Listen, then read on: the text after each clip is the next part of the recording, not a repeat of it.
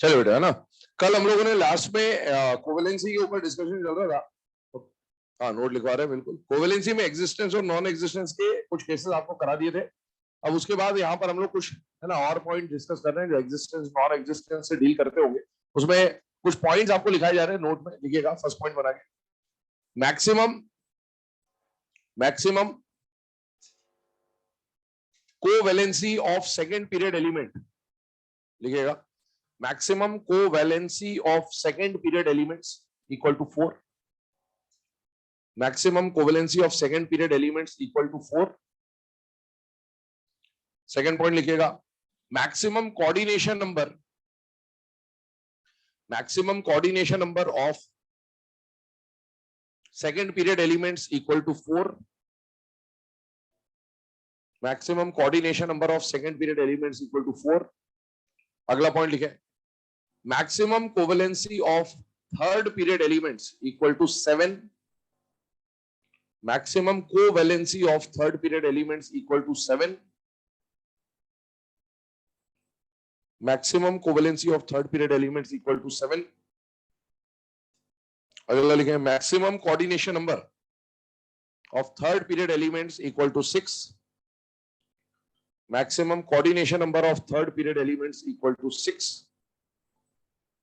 अगला पॉइंट लिखे, maximum covalency of nitrogen equal to 4। Maximum covalency of nitrogen equal to 4। 4 लिखने के बाद ब्रैकेट में लिखेंगे 3 covalent bond plus 1 coordinate bond. 3 covalent bond plus 1 coordinate bond. 3 covalent bond plus 1 coordinate bond. ठीक है। अभी ये जो पॉइंट्स आपको लिखाए गए इसका मीनिंग क्या है? देखो, सेकंड पीरियड के एलिमेंट्स की अगर हम लोग बात करें तो सेकंड पीरियड में कल भी हम लोगों ने डिस्कस करा था एग्जिस्टेंस नॉन एग्जिस्टेंस में कि सेकंड पीरियड का एलिमेंट ज्यादा से ज्यादा कितने बॉन्ड बना सकता है? 4। और उसके सराउंडिंग में भी ज्यादा से ज्यादा कितने एटम आ सकते हैं? 4।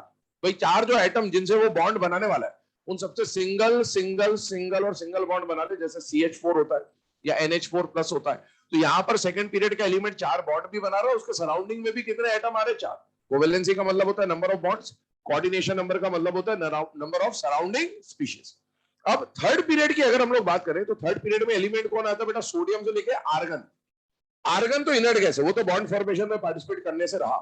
अब क्लोरीन तक में अगर मैं बात करूं तो क्लोरीन को मैं एग्जांपल लेके चलता हूं। कल क्लोरीन के बारे में बात भी कर रहा था कि क्लोरीन का आउटर मोस्ट शेल में 7 इलेक्ट्रॉन होते हैं और सातों को अगर आप अनपेयर कर देते हो तो मैक्सिमम बॉन्ड तो 7 बना सकता है, लेकिन ClF7 के बारे में कल आपको बोला था एग्जिस्ट नहीं करता। क्यों नहीं करता? क्योंकि साइड एटम 7 नहीं आ सकते। बॉन्ड 7 बना सकता है लेकिन साइड एटम ज्यादा से ज्यादा 6 आ सकते हैं। तो ये अपने को कंडीशन पता होनी चाहिए। इसके बाद आपको लिखाया गया कि नाइट्रोजन की मैक्सिमम कोवेलेंसी कितनी है? 4। कल हमने पढ़ा था कि nitrogen and oxygen can not show variable covalency. Nitrogen का कल कोवेलेंसी 3 लिखाया था, ऑक्सीजन का 2 लिखाया था। पर कल हमने जितना भी डिस्कशन किया वहां हमने सिर्फ अनपेयर्ड इलेक्ट्रॉन के बेसिस पे देखा था, हमने सिर्फ कोवेलेंट बॉन्ड देखा था। और कोवेलेंसी का मतलब होता है number of bonds formed by an atom in its ground और एक्साइटेड स्टेट में। कौन सा बॉन्ड है ये स्पेसिफाई नहीं कराया था। मतलब यहाँ पर कोवेलेंट बॉन्ड भी आ सकता है और यहाँ पर कोऑर्डिनेट बॉन्ड भी आ सकता है। और नाइट्रोजन के रिस्पेक्ट में अभी हम लोग बात करते हैं, पहले जो पॉइंट लिखाया गया आपको, तो एक एग्जांपल हम लोग यहाँ पर लेते हैं, that is protonation of ammonia. Protonation का मतलब आप लोग जानते हैं अच्छी तरीके से कि एडिशन ऑफ H+ को क्या बोलते हैं बेटा? प्रोटोनेशन। तो यहां पर जो एडिशन होगा उससे क्या बनेगा? NH4+। कल हम लोगों ने एग्जिस्टेंस नॉन एग्जिस्टेंस में न्यूट्रल से न्यूट्रल का केस देखा था और न्यूट्रल से न्यूट्रल में मैंने बोला था हमेशा कोवेलेंसी 2 से बढ़ती है। लेकिन इधर देखिए NH4+ जो लिखा हुआ है ये न्यूट्रल है, आयन है बेटा, आयन। आयन का केस जब आएगा ना तो कोवेलेंसी 1 से भी बढ़ सकती है। और आयन के केस में आपको लुईस एसिड, लुईस बेस के कॉन्सेप्ट को यूज करना होगा। आज हम लोग उसी के ऊपर डिस्कशन कर रहे होंगे। देखिए इसके फॉर्मेशन की बात करते हैं। NH4+ बनता है ये हम लोग जानते हैं, लेकिन ये कब बना होगा? जब NH3 और H+ के बीच में बॉन्ड बना होगा। अगर इनके बीच में बॉन्ड नहीं बनता तो इसका एग्जिस्टेंस पॉसिबल नहीं होता। इनमें बॉन्ड बना है इसीलिए इसका एग्जिस्टेंस पॉसिबल है। तो इनमें बॉन्ड बना कैसे वो समझते। नाइट्रोजन के पास कल हम लोगों ने बात कर चुके हैं ऑलरेडी कि नाइट्रोजन के पास आउटर मोस्ट शेल में कितने इलेक्ट्रॉन होते हैं बेटा? 5। ये 5 जो डॉट बनाए हैं ये नाइट्रोजन के इलेक्ट्रॉन है बेटा। और नाइट्रोजन के पास एक लोन पेयर होता है और 3 अनपेयर्ड इलेक्ट्रॉन होते हैं जिनकी पेयरिंग के लिए वो 3 बॉन्ड बना रहा था। अब साइड एटम कौन आया? हाइड्रोजन। हाइड्रोजन के पास एक अनपेयर्ड होता है, हाइड्रोजन के पास एक अनपेयर्ड होता है, हाइड्रोजन के पास एक अनपेयर्ड होता है। और ये अनपेयर्ड की पेयरिंग के लिए इन्होंने आपस में ओवरलैपिंग करी, आपस में ओवरलैपिंग करी, आपस में ओवरलैपिंग करी, और इस तरह से इन्होंने फॉर्मेशन करा किसका बेटा, NH3 का। ये NH3 का फॉर्मेशन हो गया, NH3 का फॉर्मेशन हो गया। क्या NH3 बनने के बाद नाइट्रोजन का ऑक्टेट कंप्लीट हो चुका है? यस। और अगर किसी का ऑक्टेट पूरा हो और साथ ही साथ उसके पास लोन पेयर हो, वो दे सकता है। अब ये लोन पेयर देने के लिए तैयार है, मतलब इसको हम लोग क्या बोलेंगे कि ये लुईस बेस की तरह काम कर सकता है, डोनर की तरह काम कर सकता है। अब अगर ये लोन पेयर देने के लिए तैयार है तो सामने कोई लेने के लिए भी तैयार होना चाहिए। जब लेने के लिए यहां पर कौन आ रहा है, जैसे H+ आ रहा है, तो क्या H+ के पास लेने के लिए खाली डब्बा है या नहीं है बेटा? है। और H+ के पास जब खाली डब्बा है तो ये अपना लोन पेयर इसको देगा, ये लोन पेयर लेगा। ये जो लेन देन से बनने वाला बॉन्ड होता है इसको बोलते हैं कोऑर्डिनेट बॉन्ड। कौन सा बॉन्ड बोलते हैं बेटा? Coordinate bond. ठीक है, अभी जो कोऑर्डिनेट बॉन्ड बना, इसको अगर हम लोग यहां पर रिप्रेजेंट करें तो ये नाइट्रोजन ने अपना लोन पेयर H+ के साथ कोऑर्डिनेट बॉन्ड बना के शेयर किया। दोनों इलेक्ट्रॉन मैंने डॉट से रिप्रेजेंट कर रहे हैं, मतलब दोनों इलेक्ट्रॉन किसके बेटा? नाइट्रोजन के। कई बार मैंने देखा, कई बार क्या मोस्टली है ना, बहुत सारे बच्चे ऐसे होते हैं जो इसको कुछ गलत समझते हैं। क्या गलत समझते हैं? कि ये जब लोन पेयर हम लोग बोल रहे हैं ना कि ये लोन पेयर डोनेट कर रहा है, ये एक्सेप्ट कर रहा है, तो सोचते हैं इसको एक्सेप्ट करा मतलब इसको घर ले जाने के लिए दे दिया। ऐसा नहीं है। डोनर और एक्सेप्टेंस का मतलब यहां पर है शेयरिंग में ये डोनेट कर रहा है और ये एक्सेप्ट कर रहा है। शेयरिंग में मतलब दोनों में ये इलेक्ट्रॉन डेंसिटी काउंट होगी। ये मत सोचना कि हाइड्रोजन को दे दिया और हाइड्रोजन लेके चलेगा और इसके पास 6 इलेक्ट्रॉन बचे। नहीं, यहाँ शेयरिंग हो रही है बेटा, और शेयरिंग में ये डोनर है, ये सामने वाला एक्सेप्टर है। क्योंकि इसके पास लेने के लिए डब्बा खाली था तो ये यहाँ पर एक्सेप्टर की तरह काम कर रहा है, और जो एक्सेप्टर होगा उसको क्या बोलेंगे आगे बेटा? ल्यूइस एसिड, या फिर उसे हम लोग क्या बोल देंगे? एक्सेप्टर। तो ये कहानी आ रही। अब इस पूरे रिप्रेजेंटेशन में आप देखें तो नाइट्रोजन ने कितने कोवेलेंट बॉन्ड बनाए? 3, क्योंकि 3 इसके पास अनपेयर्ड इलेक्ट्रॉन थे। लेकिन अगर एक लोन पेयर था तो क्या उससे कोऑर्डिनेट बॉन्ड भी बना सकता था? यस। इस पूरे स्पीशीज में नाइट्रोजन ने 4 बॉन्ड बनाए बेटा, और कोई भी आइटम जितने बॉन्ड बना सकता है उतनी क्या होती है उसकी कोवेलेंसी, जिसमें से 3 क्या बनाए? कोवेलेंट, और 1 क्या बनाया बेटा? कोऑर्डिनेट। तो यही पॉइंट आपको पॉइंट नंबर 5 में लिखाया गया है कि नाइट्रोजन की मैक्सिमम कोवेलेंसी 4 होती है, जिसमें 3 कोऑर्डिनेट, सॉरी 3 कोवेलेंट और 1 कोऑर्डिनेट बनता है। एक और बात बोल रहा हूं, ध्यान सुनना। ये तो नाइट्रोजन की बात हुई। ऑक्सीजन की बात करें। ऑक्सीजन के पास कल हमने ऑक्सीजन की बात करी हुई है। ऑक्सीजन का कॉन्फ़िगरेशन था 1s2 2s2 2p4। ठीक है, ये कंडीशन थी। और अगर इसका कॉन्फ़िगरेशन ऐसा था तो ये 2s है, ये 2p है। तो बताइए, इसके पास ऐसी कंडीशन है और इसके पास ऐसी कंडीशन है। अभी कल हमने पढ़ा था कि इसने 1 और 2 की पेयरिंग के लिए बॉन्ड बनाया था, तो इसने कोवेलेंट बॉन्ड कितने बनाए थे बेटा? 2 कोवेलेंट बॉन्ड बनाए थे 2, और कल हमने इसकी कोवेलेंसी 2 देखी थी। जैसे ये 2 बॉन्ड बनाएगा इसका ऑक्टेट पूरा हो जाएगा, और ऑक्टेट पूरा हो जाएगा तो इसके पास 2 लोन पेयर भी है। जिसका ऑक्टेट पूरा है और जिसके पास लोन पेयर है, क्या वो देने का काम कर सकता है? ये डोनर की तरह काम करने को तैयार है। बताइए, ये कोऑर्डिनेट बॉन्ड बना सकता है कि नहीं बना सकता? बना सकता है। कितने कोऑर्डिनेट बॉन्ड बनाएगा? 2 बना लेगा क्या? 1 बनाएगा कि 2 बनाएगा?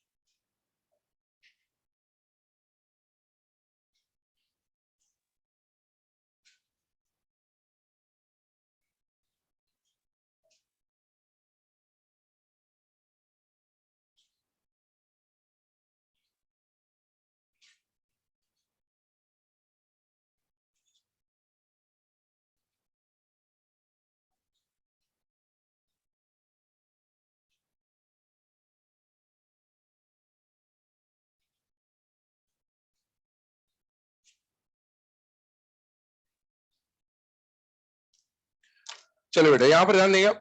यहाँ पर हम लोग डिस्कशन स्टार्ट कर रहे हैं, वहां पर एग्जिस्टेंस और नॉन एग्जिस्टेंस के बारे में बात करें। मैंने अभी आपको क्या बताया कि जब आयंस के फॉर्मेशन की बात हो रही होती है तो आयंस के फॉर्मेशन में कौन सा कॉन्सेप्ट काम में आ रहा होगा बेटा? लुईस एसिड और लुईस बेस का कॉन्सेप्ट। और यहाँ पर ये जितने भी स्पीशीज के एग्जिस्टेंस नॉन एग्जिस्टेंस की बात करने वाला हूं मैं, यहाँ पर हर जगह आपको क्या दिख रहा है बेटा? आयंस दिख।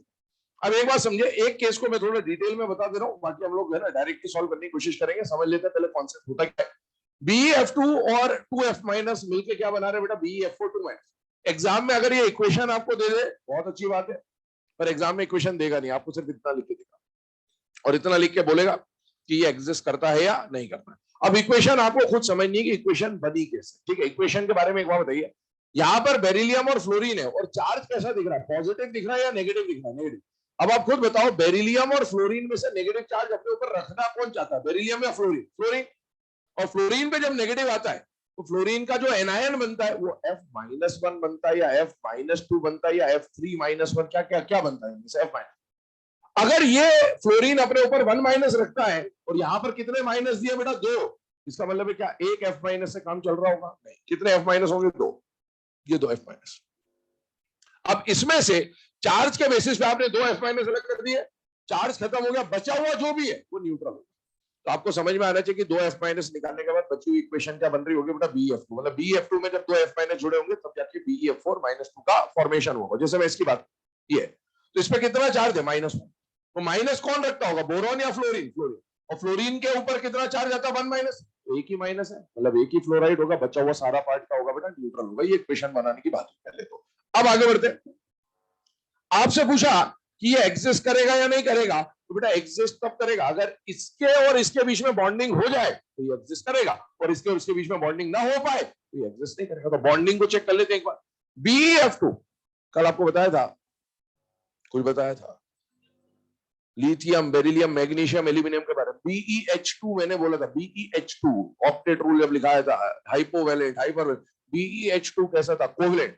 वैसे ही BeF2 भी कोवलेंट होता है।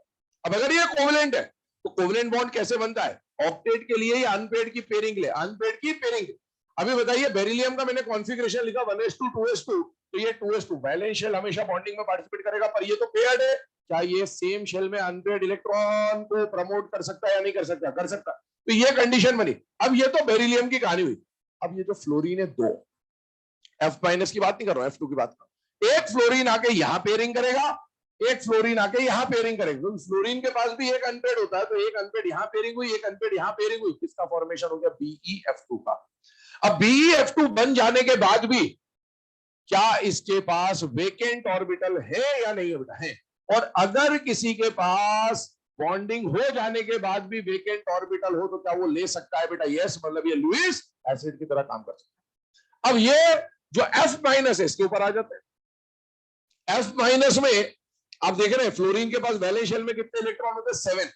एक नेगेटिव आने का मतलब एक एक्स्ट्रा इलेक्ट्रॉन आ गया।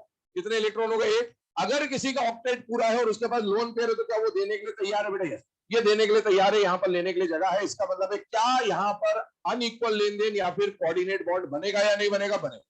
ये इसके साथ यहां डोनेट करेगा, ये इसके साथ यहां डोनेट करेगा, और अगर ये दोनों डोनेट कर ले तो बेटा क्या बन रहा है? BeF4-2 का फॉर्मेशन हो रहा है। क्या इसका फॉर्मेशन पॉसिबल है या नहीं है बेटा? है। ये फॉर्म हो गया। तो ये तो हमने पूरा कॉन्सेप्ट समझा क्या हो रहा है। एग्जाम में इतना टाइम नहीं होगा, सीधी बात ये है कि आप ये सब करें, तो अब अपने को एग्जाम में क्या करना है वो सुनिए। मैंने अभी जो नोट लिखाया उसमें पॉइंट नंबर 2 और पॉइंट नंबर 4 देखना। पॉइंट नंबर 2 क्या बोलता है कि सेकेंड पीरियड का मैक्सिमम कोऑर्डिनेशन नंबर 4। कोवेलेंसी की बात नहीं कर रहा हूं, कोऑर्डिनेशन नंबर की बात करूं। कोवेलेंसी तो नंबर ऑफ बॉन्ड्स होता है, कोऑर्डिनेशन नंबर तो आपको दिख जाएगा ये कि कितने साइड आइटम है या नहीं। कोऑर्डिनेशन नंबर सेकंड पीरियड का मैक्सिमम 4 और थर्ड पीरियड का मैक्सिमम 6। अगर 4 से ज्यादा हुआ सेकंड पीरियड के केस में और 6 से ज्यादा हुआ थर्ड पीरियड में, तो हम तो डायरेक्टली बोल देंगे कि एग्जिस्ट नहीं करता। लेकिन अगर रेंज में हुआ तो फिर ऐसा नहीं कि रेंज में हुआ तो हमेशा एग्जिस्ट करेगा। रेंज से बाहर है कभी एग्जिस्ट नहीं करेगा, रेंज में है तो फिर स्टेरिक हिंड्रेंस चेक करना होता है। क्या होता है? अगर जैसे सेकंड पीरियड या थर्ड पीरियड की बात, थर्ड पीरियड का सेंट्रल आइटम लिया, अगर साइड आइटम 6 है या 6 से ज्यादा, 6 से ज्यादा तो एग्जिस्ट नहीं करेगा, लेकिन 6 है तो फिर स्टेरिक हिंड्रेंस चेक करोगे। जैसे मान लो सेंट्रल आइटम का साइज इतना बड़ा है, अब इसके साइड में ऐसे 6 अगर है ना छोटे साइज के आगे तो बन जाएगा। लेकिन आप सोचिए सेंट्रल एटम थर्ड पीरियड का कोऑर्डिनेशन नंबर 6, 6 कोऑर्डिनेशन नंबर में आप ऐसे ले आओगे तो फिर 6 सेटिस्फाई नहीं होगा, स्टेरिक हिंड्रेंस होगा। तो आपको अगर मैक्सिमम कोऑर्डिनेशन नंबर वाला केस बनाना है तो मैक्सिमम कोऑर्डिनेशन नंबर में जनरली साइड एटम क्या होना चाहिए बेटा, छोटा होना चाहिए। छोटा इन द सेंस जिस पीरियड की आप बात कर रहे हैं जनरली उससे छोटे पीरियड का या सेम पीरियड का भी चल जाएगा, उससे बड़े पीरियड का नहीं चलेगा। आइए इसको अप्लाई करते हैं। अब देखिए इससे डायरेक्टली देखते हैं सेंट्रल एटम कौन है, यहां पर बेरिलियम कौन से पीरियड का, सेकंड, मैक्सिमम कोऑर्डिनेशन नंबर क्या 4, क्या ये रेंज में है या नहीं है, लेकिन अब स्टेरिक हिंड्रेंस देखना पड़ेगा। साइड एटम कौन है, फ्लोरीन। फ्लोरीन अपने आप में बहुत छोटा साइज का होता है, ये एग्जिस्ट कर जाएगा। आते हैं अगले केस पे, BeFi-3 सेंट्रल एटम कौन से पीरियड का, सेकंड। सेकंड पीरियड का मैक्सिमम कोऑर्डिनेशन नंबर कितना होता है 4, यहां पर आपको कितना दिख रहा है 5, ये तो रेंज से ज्यादा है, ये तो एग्जिस्ट ही नहीं करेगा। आइए अगले केस पे BF4-1 पे सेंट्रल एटम कौन से पीरियड का, सेकंड। साइड एटम कितना, कोऑर्डिनेशन नंबर कितना है 4, क्या ये रेंज में है या नहीं है, और साइड एटम का साइज देखो छोटा है या बड़ा है बेटा, छोटा है, आराम से एग्जिस्ट कर जाएगा। आगे बढ़ जाते हैं BF6-3 तो रेंज से ज्यादा एग्जिस्ट नहीं करेगा। अब इधर आइए, बोरॉन कौन से पीरियड का, सेकंड, मैक्सिमम कोऑर्डिनेशन नंबर कितना है 4, क्या ये रेंज में है या नहीं है, लेकिन साइड एटम का साइज बड़ा है, एग्जिस्ट नहीं करेगा, क्योंकि उससे बड़े पीरियड का, जनरली बड़े पीरियड का है तो एग्जिस्ट नहीं करेगा। CCl6 रेंज से बाहर है, एग्जिस्ट नहीं करेगा। आइए इधर SiF4, SiCl4, PCl5। एक और बात समझे, आयन जो आपको लिखाए जा रहे हैं, आयन लिखाने के लिए तो हजारों करोड़ों आयन लिखाए जा सकते हैं, लेकिन आपको सिर्फ वही आयन लिखाए जा रहे हैं जो सिलेबस में कहीं ना कहीं काम आएंगे। अभी मैं ये बता दूं, फिर मैं बताऊंगा किसका कहां रेफरेंस आएगा। आइए SiF4 2F- SiF6-2। एक बात बताइए, सेंट्रल एटम कौन से पीरियड का बेटा, थर्ड, थर्ड और थर्ड। इनका मैक्सिमम कोऑर्डिनेशन नंबर कितना हो सकता है 6, सबके सब रेंज में है। अब रेंज में तो साइड एटम का साइज देखो, सिलिकॉन और फ्लोरीन, फ्लोरीन तो छोटे पीरियड का आसानी से एग्जिस्ट कर जाए, कोई दिक्कत नहीं। ये भी सेम पीरियड के, तो सिलिकॉन, फास्फोरस, सल्फर, क्लोरीन, अगर जो साइड एटम है वो छोटे पीरियड का हो या सेम पीरियड का तो जनरली एग्जिस्ट कर जाना चाहिए, पर ये एग्जिस्ट नहीं करता। अब इसके पीछे रीजन की बात होती है कि ये एग्जिस्ट क्यों नहीं कर रहा, कर तो इसको भी एग्जिस्ट करना चाहिए था, लेकिन क्यों नहीं कर रहा उसका कारण समझो। और इसमें एक और बात है कि अगर ये एग्जिस्ट नहीं कर रहा तो फिर इसको भी नहीं करना, सीधी बात ये है। और अगर ये कर रहा है तो इसको भी करना चाहिए। और दूसरी दिक्कत समझिए, जो इससे ज्यादा बड़ी दिक्कत है,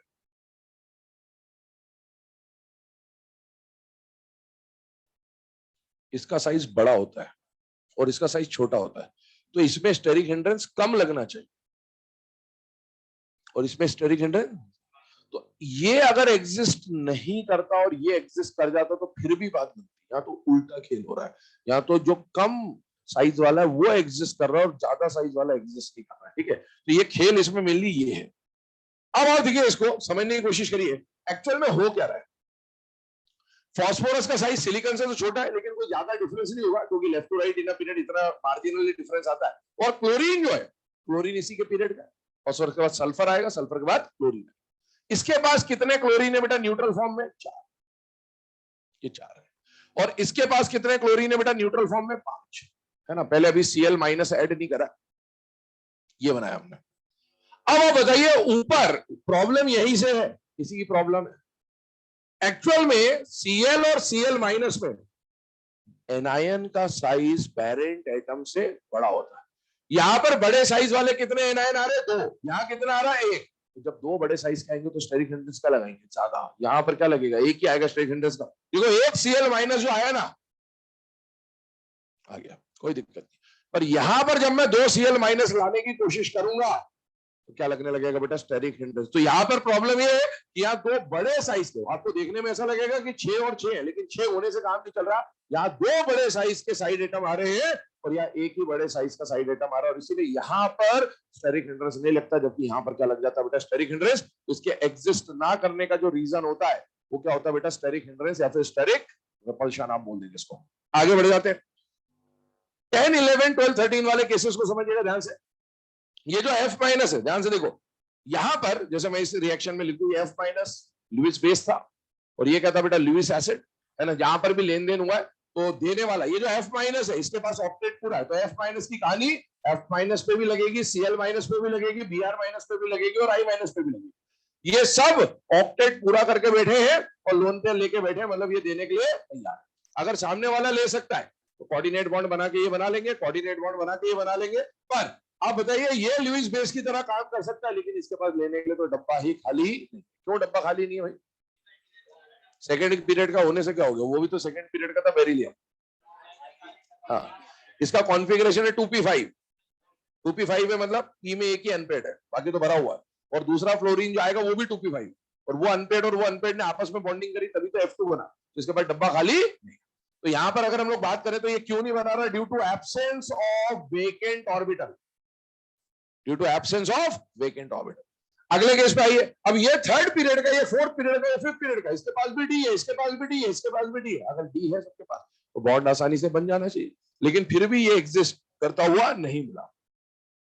ये जो Cl3-1 है ना, ये नॉर्मल कंडीशन में एग्जिस्ट नहीं करता, ये एक्सट्रीम कंडीशन पे मिलता है, और ये मिलता है बड़े केटायंस के साथ। किसके साथ मिलता है? बड़े केटायन। बड़े केटायन मतलब जो सुपर ऑक्साइड बनाते हैं, पोटेशियम, रुबिडियम, सीजियम, उनके साथ मिलता है, पर वो टेम्परेचर नेगेटिव में होता है, -40 डिग्री के आसपास होता है, तो वो हमारे सिलेबस के काम का नहीं है, और इसीलिए हम लोग नॉर्मल कंडीशन के हिसाब में अगर हम बात करें तो इसका एग्जिस्टेंस पॉसिबल नहीं। और इसके एग्जिस्टेंस ना होने का रीजन दिया जाता है बेटा due to inter electronic repulsion, या due to electron electron repulsion भी आप लिख सकते हैं। इलेक्ट्रॉन इलेक्ट्रॉन रिपल्शन क्या है? इलेक्ट्रॉन इलेक्ट्रॉन रिपल्शन का मतलब ध्यान सुनो। एक्चुअल में जब Cl2 बना तो Cl2 कुछ इस तरह से बना, इसके पास वैलेंस शेल में कितने इलेक्ट्रॉन है बेटा? 7। इसके पास भी वैलेंस शेल में कितने इलेक्ट्रॉन है? 7। तो उन्होंने एक एक अनपेड की पेयरिंग करी, बॉन्ड बनाया, बॉन्ड बनाया तो थोड़े पास आ गए होंगे, और छोटे से साइज में बहुत सारे इलेक्ट्रॉन है। फिर भी ये बन गया जैसे तैसे। अब अगर एक और Cl- को इसमें फिट करना, Cl- का साइज इनसे बड़ा है, लेकिन वो भी तो इलेक्ट्रॉन लेके ही तो आया है, फ्री में थोड़ी आया। तो एक जरा से एरिया में बहुत सारे इलेक्ट्रॉन हो जाने की वजह से इलेक्ट्रॉन इलेक्ट्रॉन एक दूसरे को क्या करते हैं बेटा? रिपेल करते हैं, और रिपल्शन की वजह से इसका एग्जिस्टेंस पॉसिबल नहीं हो पाता। जबकि Br2 और I2 में क्लोरीन के मुकाबले ब्रोमीन का और आयोडीन का साइज बड़ा होगा, तो इलेक्ट्रॉन थोड़े दूर रहेंगे, इलेक्ट्रॉन दूर रहेंगे तो रिपल्शन कम हो जाएगा, और रिपल्शन कम हो जाएगा तो ये आसानी से एग्जिस्ट कर जाएंगे। पहली बात तो ये हुई। दूसरी बात सुनिएगा, यहां पर मैं जो आपको बता रहा हूं, मैंने बोला आयन तो बहुत सारे आ सकते हैं, लेकिन हम है ना गिनती के आयंस क्यों पढ़ रहे हैं उसका रेफरेंस समझिएगा। ये वाली इक्वेशन आपको कहां काम आएगी? जब हम एस ब्लॉक में बेरिलियम के बारे में पढ़ते हैं, तो बेरिलियम का हम लोग कॉम्प्लेक्स फॉर्मेशन प्रॉपर्टी पढ़ते हैं, तो उसमें आता है कि BeF2 का रिएक्शन 2NaF के साथ कराते हैं, और उस टाइम पे प्रोडक्ट बनता है Na2BeF4। तो ये वो वाली रिएक्शन काम में आएगी। इसी से मिलता जुलता ये बना दिया कि भाई एग्जिस्ट कर रहा है या नहीं कर रहा। BF4- इसका, ये BF4- आपने कई बार बॉन्ड एंगल बॉन्ड लेंथ के क्वेश्चंस में देखा भी होगा। और BF4- की अगर मैं बात बताऊं तो जब हाइड्रोलाइसिस हम लोग पढ़ेंगे, तो हाइड्रोलाइसिस में हम लोग ये पढ़ेंगे कि BF3 पार्शियल हाइड्रोलाइसिस दिखाता है और BCl3 कंप्लीट हाइड्रोलाइसिस दिखाता है, तब इनकी जरूरत पड़ेगी आपको, इसलिए बताया गया आपको। CCl6 तो चलिए छोड़िए, एग्जिस्ट नहीं कर रहा तो उसकी कोई बात ही नहीं है। सेवेंथ वाला जो रिएक्शन है, ये एचिंग ऑफ ग्लास आप पढ़ते हैं, H2SiF6 का फॉर्मेशन होता है, तो ये वो वाली रिएक्शन काम में आएगी। उसी से मिलता जुलता ये बनाया PCl6- solid state hybridisation of PCl5 में PCl4+ और PCl6- बनता है। इसका और इसका कोई जरूरत ही नहीं, क्योंकि नॉन एग्जिस्टिंग है। इनकी अगर मैं बात करूं तो ये KI का रिएक्शन जब I2 से कराते हैं तो KI3 का फॉर्मेशन होता है, और हाइब्रिडाइजेशन में आप जानते हैं I3- से तड़कता भड़कता क्वेश्चन होता है, बार बार आता ही है ना, तो इस तरह की बात है। तो ये सब यूज में आने वाले हैं। अब एक बात सुनो, इस आयन को क्या नाम दिया जाता है? Fluoride ion. इज्जत से नाम लूंगा, इसका नाम क्या है? क्लोराइड आयन, ब्रोमाइड आयन और आयोडाइड। अच्छा, ये जो फ्लोराइड, क्लोराइड, ब्रोमाइड, आयोडाइड, क्या इनको हेलाइड आयन बोला जा सकता है कॉमनली? यस। इसमें हेलोजन कितने आ रहे हैं? एक, तो इनको मोनोहेलाइड आयन भी बोल सकते हैं।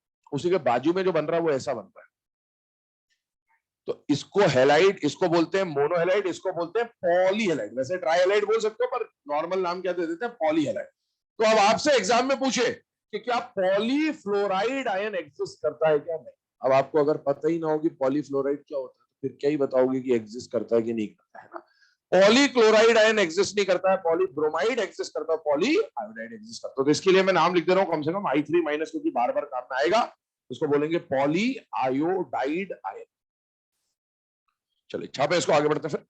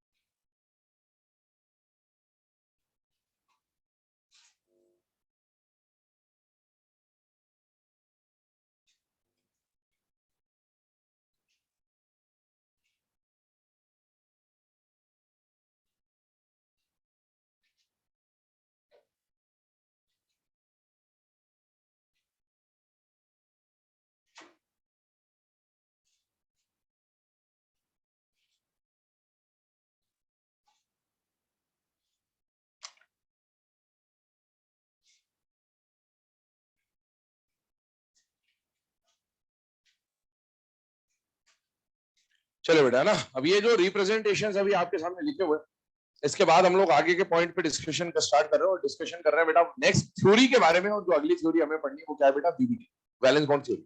अभी जो मैं बता रहा हूँ उसको बहुत ध्यान सुन लेना और ध्यान से लेना। यहां तक अभी तक हम लोगों ने जो समझा वो ये समझा कि कोवेलेंट बॉन्ड क्यों बन रहा था, अनपेयर्ड इलेक्ट्रॉन की पेयरिंग के लिए। कितने बॉन्ड बनते थे? जितने अनपेयर्ड इलेक्ट्रॉन होते थे उतने बॉन्ड बनते थे। ये सारी बातें हमने कर। अब आगे कोवेलेंट बॉन्ड में हम पूरे केमिकल बॉन्डिंग में क्या करेंगे बेटा? हमें बहुत सारी थ्योरीज पढ़नी है ना। जैसे हम लोग बीबीटी पढ़ रहे हैं, इसके आगे हम लोग हाइब्रिडाइजेशन पढ़ेंगे, इसके बाद हम लोग एमओटी पढ़ेंगे। ये सब हमें समझ में आना चाहिए। जब हम बहुत सारी थ्योरीज पढ़ रहे होंगे तो हमें पहली बात केमिकल बॉन्डिंग में एक बात समझिए, केमिकल बॉन्डिंग में आइसोलेटेड एटम का तो कोई रोल है नहीं। कम से कम 2 एटम तो होंगे बॉन्डेड, या 2 से ज्यादा भी हो सकते हैं। तो केमिकल बॉन्डिंग में हर चीज को, हर थ्योरी को 2 कैटेगरी में हम लोग डिवाइड करके चलेंगे, या तो डायटोमिक या फिर पॉलीएटॉमिक। ध्यान सुनना, आपको ये क्लियर होना चाहिए कि कौन सी थ्योरी किस केस में लगाते हैं। अगर आपको ये नहीं पता है कि कौन सी थ्योरी किस केस में लगाते हैं, तो आप केमिकल बॉन्डिंग 1 साल पढ़ो, चाहे 10 साल पढ़ो, चाहे 50 साल पढ़ो, जब एग्जाम में क्वेश्चन आएगा तो आपको पता ही नहीं चलेगा थ्योरी कौन सी लगानी थी। क्योंकि हर थ्योरी से वही काम होता है। हर थ्योरी से आप बॉन्ड स्ट्रेंथ ही निकालेंगे, हर थ्योरी से आप बॉन्ड एनर्जी ही निकालेंगे, हर थ्योरी से आप बॉन्ड स्टेबिलिटी ही निकालेंगे। तो आपको ये क्लियर होना चाहिए कि कौन सी थ्योरी कब इस्तेमाल करनी होती है। ये अगर आपको नहीं पता तो आप कुछ भी नहीं कर सकते आगे केमिकल बॉन्डिंग में। बस पढ़ते जाओ, चैप्टर मजे लेते जाओ कि हाँ पढ़ लिया चैप्टर, खत्म। आगे सुनिए, बीबीटी, हाइब्रिडाइजेशन, एमओटी कब का लगाना है उसको समझिए। पूरे चैप्टर को 2 पार्ट में डिवाइड करेंगे बेटा हमेशा, या तो डायटोमिक स्पीशीज या फिर पॉलीएटॉमिक स्पीशीज। ठीक है, ये जो हाइब्रिडाइजेशन है, hybridisation is nothing but a type of BBT. Hybridisation is advanced version of BBT. मतलब हाइब्रिडाइजेशन भी एक तरह का बीबीटी। आपसे पूछे कि बीबीटी क्या हाइब्रिडाइजेशन एक बीबीटी का पार्ट है? Yes, hybridisation is also a part of BBT. But अभी हम लोग थोड़ी देर के लिए बीबीटी अलग नाम लिख रहे हैं और हाइब्रिडाइजेशन अलग लिख रहे हैं, ताकि आपको जब एग्जाम में क्वेश्चन आए तो अगर जो मैंने बोला वो क्लियरली समझ में आए। अब देखो, वीबीटी की अगर मैं बात कर रहा हूं तो वीबीटी हम लोग अप्लाई करेंगे किसके लिए बेटा? डायटोमिक स्पीशीज के लिए। एमओटी हम लोग हमारे सिलेबस में किसके लिए अप्लाई करेंगे? डायटोमिक लिए। एमओटी बहुत बढ़िया थ्योरी है, सबके लिए भी लगता है, पॉलीएटॉमिक के लिए भी लगता है, बट हमारे लिए डायटोमिक में काम आएगा। और हाइब्रिडाइजेशन हम लोग लगा रहे होंगे पॉलीएटॉमिक। तो पहली बात तो ये समझना है कि एग्जाम में जब क्वेश्चन आया तो आपको ये देखना आना चाहिए कि स्पीशीज डायटोमिक है या पॉलीएटॉमिक। अगर डायटोमिक आए तो बीबीटी एमओटी में से कोई काम आ रहा होगा, अगर पॉलीएटॉमिक तो हाइब्रिडाइजेशन में से कुछ काम आ रहा होगा। दूसरी बात, हाइब्रिडाइजेशन मैंने बोला एक तरह का बीबीटी है। मतलब बीबीटी डायटोमिक और पॉलीएटॉमिक दोनों में काम आता है। ये आपको पता होना चाहिए। एग्जाम में पूछे कि BBT is applied for only diatomic, only polyatomic, diatomic and polyatomic both, तो हमें पता होनी चाहिए डायटोमिक एंड पॉलीएटॉमिक बोथ। लेकिन मैं अगर ऐसा बोलूंगा कि डायटोमिक बीबीटी, पॉलीएटॉमिक बीबीटी, तो कंफ्यूजन क्रिएट हो जाएगा। इसीलिए हम आगे से सिर्फ बीबीटी को क्या बोलूंगा मैं? डायटोमिक के लिए अप्लाई कर रहे हैं, और हाइब्रिडाइजेशन को इसके लिए अप्लाई कर रहे हैं पॉलीएटॉमिक। पर पता होना चाहिए it is also a part of BBT. अब आइए, ये अलग से देखा जाएगा। अभी हम लोग डायटोमिक के बारे में बात करते हैं। सर बीबीटी और एमओटी दोनों ही डायटोमिक में लगेंगे, तो फिर हम इसमें भी कंफ्यूजन है कि भाई कब कौन सा थ्योरी लगाना होगा, बीबीटी कब लगाना होगा, एमओटी कब लगाना होगा। और दोनों से क्वेश्चन भी एक जैसे आएंगे। आपको 4-5 मॉलिक्यूल दे देगा डायटोमिक, बोलेगा bond energy, bond strength, bond stability का क्वेश्चन करो। इससे भी होता है, उससे भी होता है। उसमें कुछ और चीज आ जाएंगी, बॉन्डिंग, एंटी बॉन्डिंग, ये वो, बट उस पर भी बेसिक क्वेश्चन वही बनेंगे, bond strength, bond energy, bond stability. अब एक बात समझ, जब आपको कुछ इस तरह का स्पीशीज आए, जैसे मैंने आपको बोला, एक दिया मैंने आपको HF, एक दिया मैंने HCl, एक दिया मैंने HBr। इनके बॉन्ड्स ओपन करें अगर, तो आप जानते हैं H और F में कैसा बॉन्ड होता है बेटा? सिंगल। HCl में कैसा बॉन्ड होता है? सिंगल। HBr में कैसा बॉन्ड होता है? सिंगल। यहां पर आप कैसा बॉन्ड देख रहे हैं बेटा? दोनों के बीच में सिग्मा। यहां पर कैसा बॉन्ड देख रहे हैं? सिग्मा। कैसा बॉन्ड देख रहे हैं? सिग्मा। जब भी एग्जाम में bond energy, bond strength, bond stability का क्वेश्चन आया, डायटोमिक के लिए बात कर रहा हूं ना, और सिग्मा का कंपैरिजन सिग्मा से हो, सिग्मा का कंपैरिजन, तो आपको वीबीटी लगाना है। तो आपको वीबीटी लगाना है। सिग्मा का कंपैरिजन सिग्मा से हो, या फिर पाई का कंपैरिजन पाई से हो। सिग्मा का सिग्मा से या पाई का पाई से। यहां पर क्या होगा? यहां पर ऐसी कंडीशन होती है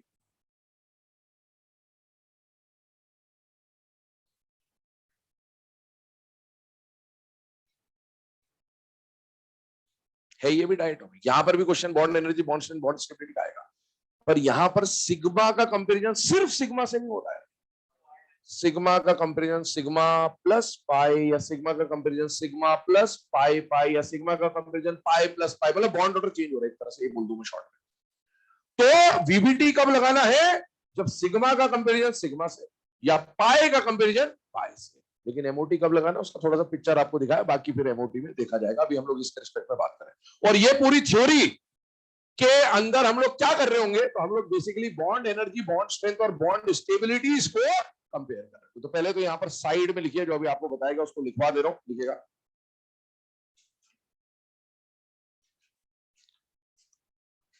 to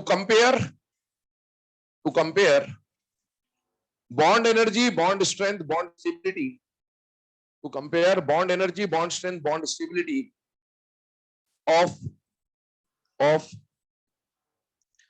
sigma bonds, to compare bond energy, bond strength, bond stability of sigma bonds or pi bonds between two atoms, मतलब दो एटम के बीच में सिग्मा बॉन्ड का सिग्मा बॉन्ड से कंपैरिजन या पाई का पाई से कंपैरिजन। फील ले लेना लाइन का, सिग्मा बॉन्ड्स मतलब सिग्मा का सिग्मा से, और लिखा है, एंड नहीं लिखा है, और पाई पाई का कंपैरिजन हो रहा हो तो आपको क्या लगाना है, वीबीटी। खैर वो आपको प्रैक्टिस करेंगे, अपने आप समझ में आ जाएगा, कोई क्वेश्चन करेंगे तो उसमें बार बार ये लाइन आ रही है। अब आइए वीबीटी के अंदर क्या है, वीबीटी का इस्तेमाल क्यों कर रहे हैं बेटा। इससे पहले हमने ये देखा कि कोवेलेंट बॉन्ड बन रहा था शेयरिंग से, और कितने इलेक्ट्रॉन की शेयरिंग हो रही थी, जितने अनपेयर्ड थे। तो बेटा अगर हर जगह जैसे HF बना, HCl बना, HBr बना, HI बना, हर जगह single single single single bond बन रहा था, मतलब हर जगह एक एक इलेक्ट्रॉन एक एक इलेक्ट्रॉन एक एक इलेक्ट्रॉन एक एक इलेक्ट्रॉन की शेयरिंग हो रही थी, या मैं बोलूं एक एक की पेयरिंग हो रही थी। तो क्या चारों बॉन्ड की स्ट्रेंथ, स्टेबिलिटी, एनर्जी सब कुछ बराबर होगा क्या? नहीं। तो अभी तक हमने जो पढ़ा उसमें ये सब बातें नहीं आई, और उसको समझाने के लिए एक थ्योरी की जरूरत पड़ी, जिसको हम लोग क्या बोलते हैं बेटा, वैलेंस बॉन्ड थ्योरी। इसके पोस्टुलेट्स बोल रहा हूं, वन बाय वन लिखते जाएगा। Covalent bond is formed by covalent bond is formed by pairing of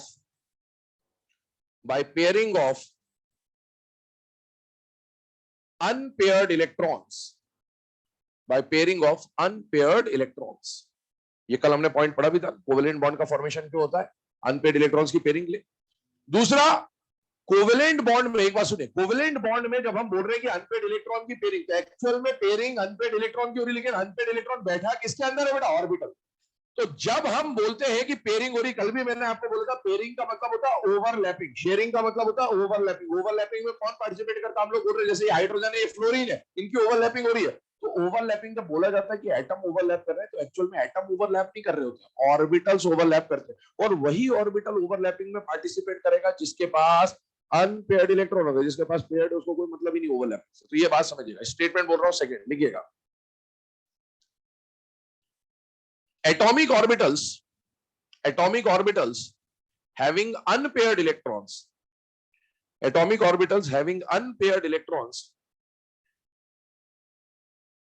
participate in overlapping,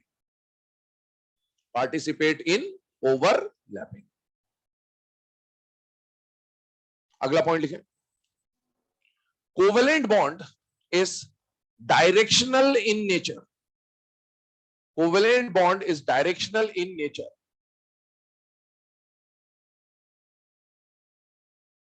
covalent bond is directional in nature, अगला पॉइंट लिखें उसके बाद। For overlapping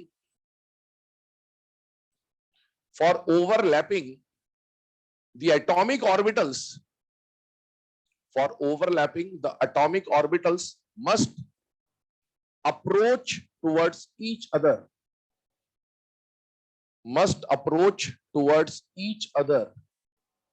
in a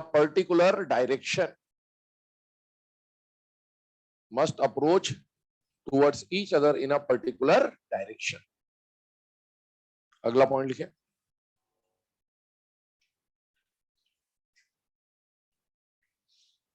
strength of covalent bond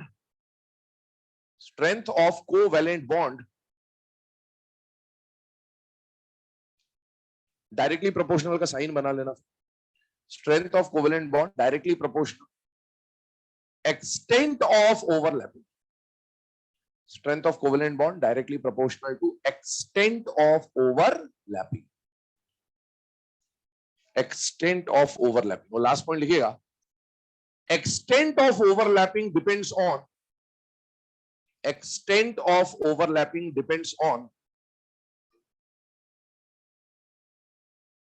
ठीक है, इधर एक फ्लो चार्ट बना हुआ आपके सामने, ये एक्सटेंट ऑफ ओवरलैपिंग वाला, पहले इसको छाप लूं फिर बात।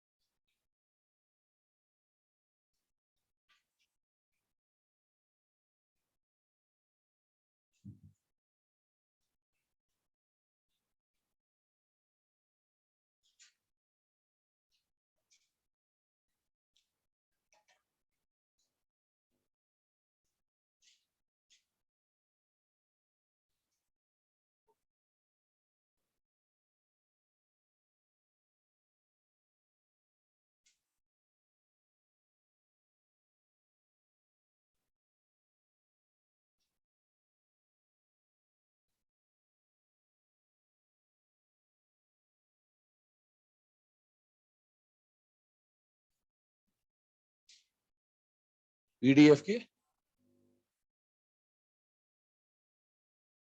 कौन?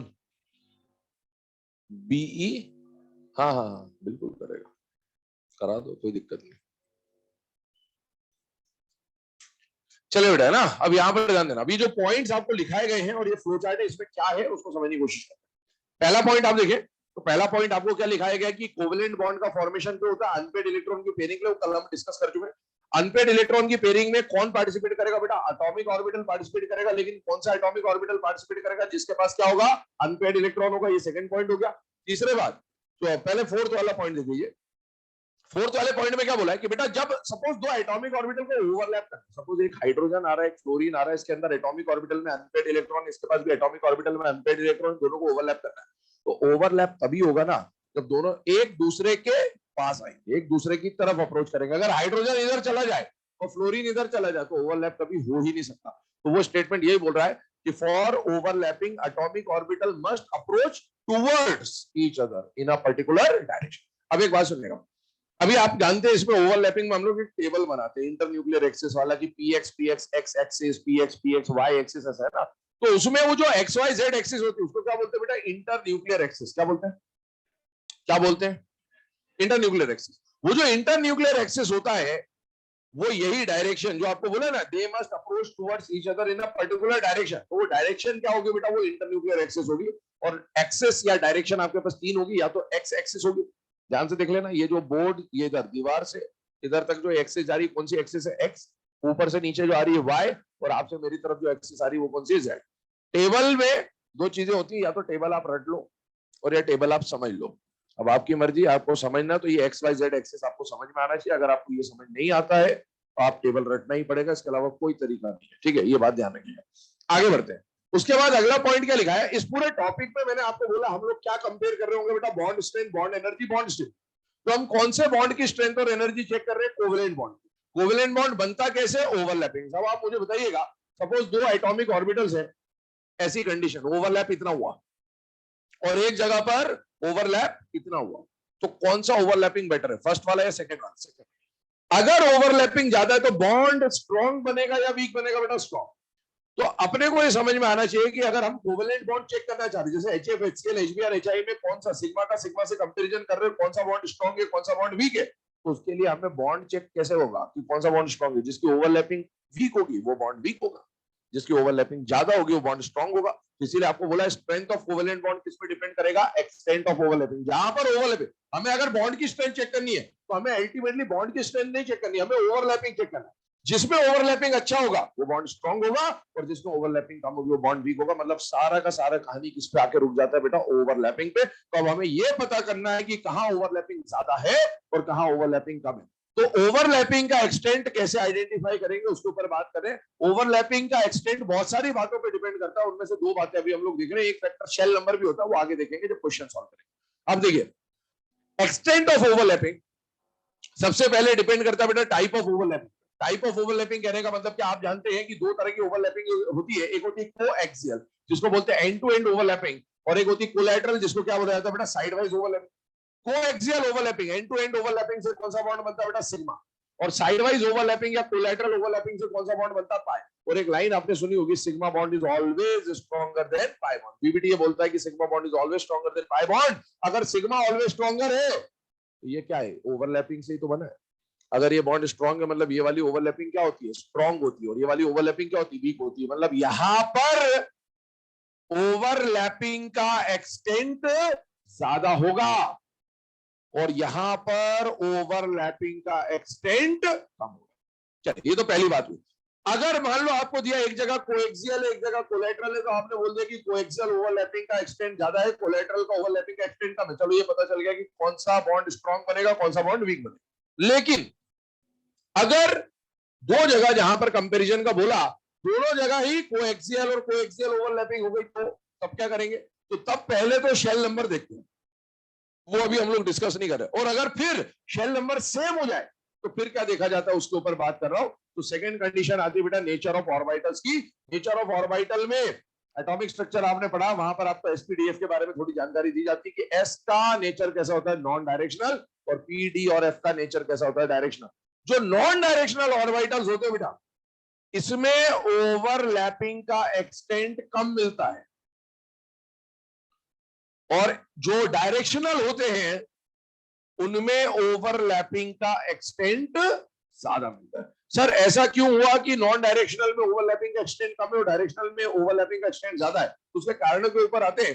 पर इसको नॉन डायरेक्शनल उसको डायरेक्शनल क्यों बोला जाता है पहले वो भी समझते हैं। एस का शेप कैसा होता है स्फेरिकल, तो नॉन डायरेक्शनल कहने का मतलब है कि इसमें जो स्फीयर को सोचिए ये एक्स एक्सिस है ये वाई एक्सिस है ये जेड एक्सिस है। तो जो स्फीयर बना हुआ है वो स्फीयर सारे एक्सिस पर उसका इलेक्ट्रॉन डेंसिटी बटा हुआ है, और इसीलिए इसका जो इलेक्ट्रॉन डेंसिटी किसी पर्टिकुलर एक्सिस पे नहीं सब पे बटा हुआ है, इसीलिए इसमें डायरेक्शन का कोई रोल नहीं है, और इसीलिए इसको हमने क्या बोल दिया कि ये नॉन डायरेक्शनल है। जबकि पी डी और एफ, पी में आप जानते हैं एस में एक ही डब्बा होता है, एस में एक ही डब्बा होता है और उसके साथ एस एक्स या एस वाई या एस जेड नहीं लिखा जाता, इसलिए वो नॉन डायरेक्शनल है। पी के साथ तीन डब्बे तीनों में कुछ लिखा जाता है P X P Y P Z, या डी और एफ के साथ भी एक्स वाई जेड का यूज होता है। इसका मतलब ये है कि इसमें जो ओरिएंटेशन होता है वो ऑन द सारे एक्सिस पे होता है, और यहाँ पर जो ओरिएंटेशन होता है वो पर्टिकुलर एक्सिस पे होता है। पी एक्स लिखने का मतलब है सारा का सारा लोब सारी की सारी डेंसिटी एक्स एक्सिस पे होगी। पी वाई लिखने का मतलब है सारा का सारा लोब सारी की सारी डेंसिटी वाई एक्सिस पे होगी। तो ये किसी पर्टिकुलर डायरेक्शन या एक्सिस पर होते हैं, और इसीलिए इसको क्या बोला जाता है डायरेक्शन। अब नॉन डायरेक्शनल होने से और डायरेक्शनल होने से ओवरलैपिंग का क्या लेना देना उसको समझ लेते हैं। एक बात समझिएगा, अगर एस ऑर्बिटल लिया तो एस का शेप ऐसा बेटा, ये एक्स एक्सिस ले लिया ये वाई एक्सिस ले लिया ये जेड एक्सिस ले लिया। अब इसमें जो इलेक्ट्रॉन है वो तीनों डेंसिटी तीनों एक्सिस पर बराबर बटा हुआ है बेटा, तो मतलब एक इलेक्ट्रॉन है अगर तो उसकी डेंसिटी एक एक्सिस पे कितनी आएगी 1/3।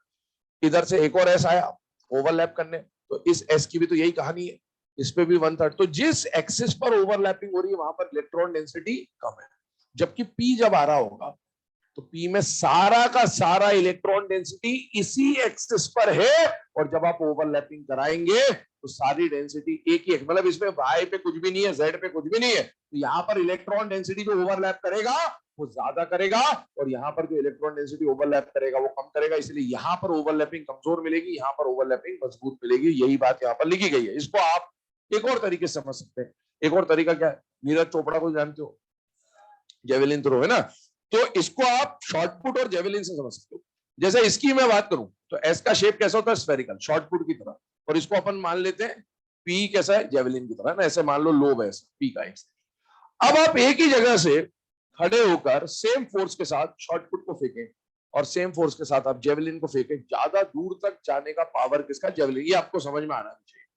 तो क्यों जेवेलिन दूर तक जा रहा है, क्योंकि उसमें सारा का सारा फोर्स इधर और इधर नहीं लगा फोर्स, जबकि जब शॉर्ट पुट आप फेंक रहे हो तो शॉर्ट पुट में फोर्स आपने लगाया सामने, लेकिन स्फेरिकल होने की वजह से कुछ फोर्स यहां पर कंपोनेंट चला गया कुछ फोर्स का कंपोनेंट यहां चला गया और सामने क्या गया 1/3 गया। तो इसका मतलब ये हुआ सेम कहानी यहां पर कि जब एस आता है तो एस का पेनिट्रेशन कम हो रहा होगा, penetration in the sense overlapping का एक्सटेंड कम हो रहा होगा, ज्यादा दूर तक नहीं जाएगा, पर पी में क्योंकि सारा फोर्स या सारी इलेक्ट्रॉन डेंसिटी एक ही डायरेक्शन में है, ओवरलैपिंग क्या हो जाएगी बेटा, ज्यादा। तो ये कंडीशन निकल के आती है। अब इस फ्लो चार्ट के बाद अगर मैं आगे का पॉइंट डिस्कस करूं, तो यहां पर हमने ये तो समझ लिया कि सर एक्सटेंट ऑफ ओवरलैपिंग इन बातों पर डिपेंड कर रही है, लेकिन अब यहां पर आपने बोला टाइप ऑफ ओवरलैपिंग में दो टाइप की ओवरलैपिंग होती है, कोएक्सियल, कोलैटरल, तो इसका मतलब क्या होता है उसके ऊपर बात करते हैं। तो नेक्स्ट जो कंडीशन हम लोग यहां पर देख रहे हैं, that is types of overlapping. Types of overlapping में बेटा पहला ओवरलैपिंग जो हम लोग देख रहे हैं दैट इज कोएक्सियल ओवरलैपिंग, और दूसरा जो हम लोग पढ़ने वाले दैट इज कोलैटरल या साइडवाइज ओवरलैपिंग। हेडिंग डाल ले, इस पे पॉइंट बोलते जा रहा हूं, लिखते जाइए, फिर डिस्कस करते हैं आगे। Types of overlapping, first point, coaxial या फिर and to and overlap.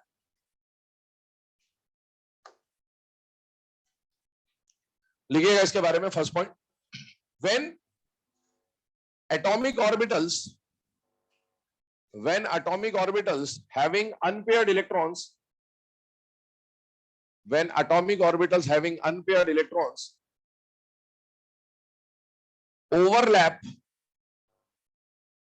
overlap along the internuclear axis, along the internuclear axis,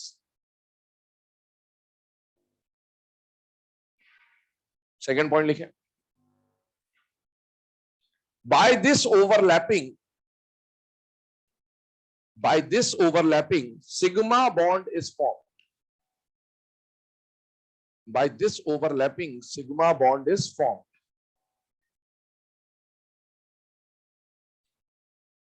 कौन है भाई ये जोकर?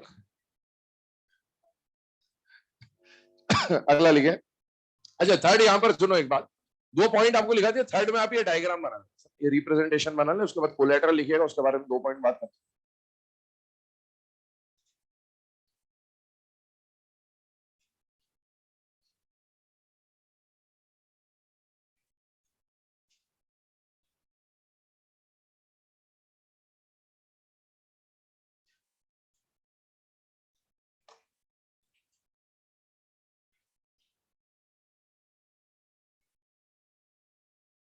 चले बेटा, कोलैटरल साइड वाइज के बारे में बोल रहा हूं, लिखिएगा फर्स्ट पॉइंट। क्या हो गया भाई? है? पानी जिसको प्यास लगे वो पियो, क्या दिक्कत है? नहीं मुझे जरूरत नहीं बेटा, मुझे जरूरत होगी मैं पी लूंगा, चिंता मत करो। मैं अगर पानी पीने लग गया तो तुम्हारा सिलेबस जून जुलाई में खत्म होगा, ये भी ध्यान रखना। तो इसीलिए लिख लो फटाफट, है ना, क्योंकि पढ़ाने में उतना ही टाइम लगता है, तुमको लिखने में ज्यादा टाइम लगता है, इसलिए सिलेबस एक्सटेंड होता है और कुछ। जिस स्पीड से अभी लिख रहे हो, ये अगर शुरू से लिख रहे होते तो अब तक हो सकता है तुम्हारा सिलेबस खत्म भी हो जाता। टीचर को पढ़ाने में कभी एक्स्ट्रा टाइम नहीं लगता, क्योंकि क्या बोलना है कितना बोलना है वो फिक्स है, वही बोलेगा, वही बोलेगा। थोड़ी बहुत बात कर लेंगे और क्या, जैसे अभी करनी है, इसके अलावा कुछ नहीं है। किसी के पास ज्यादा फ्री टाइम है, जोक सुना देगा, है ना, कुछ भी। आगे बात समझ में, तो इसलिए लिखने पे ध्यान दो, जितना जल्दी लिखोगे सिलेबस उतनी तेजी से पहुंचेगा आगे, है ना। लिखो कोलैटरल में, है ना, when two atomic orbitals having unpaired electrons, when two atomic orbitals having unpaired electrons overlap above and below, overlap above and below, bracket में लिखिएगा perpendicular, above and below perpendicular भी बोल देते कई बार, ब्रैकेट क्लोज कर देना, above and below ब्रैकेट में perpendicular, bracket close, the internuclear axis, above and below the internuclear axis, above and below the internuclear axis. Second point लिखे, by this overlapping pi bond is formed, by this overlapping pi bond is formed, by this overlapping pi bond is formed, और तीसरा वहां पर एक diagram बना हुआ, उसको represent करें तो समझाता हूं क्या पॉइंट है।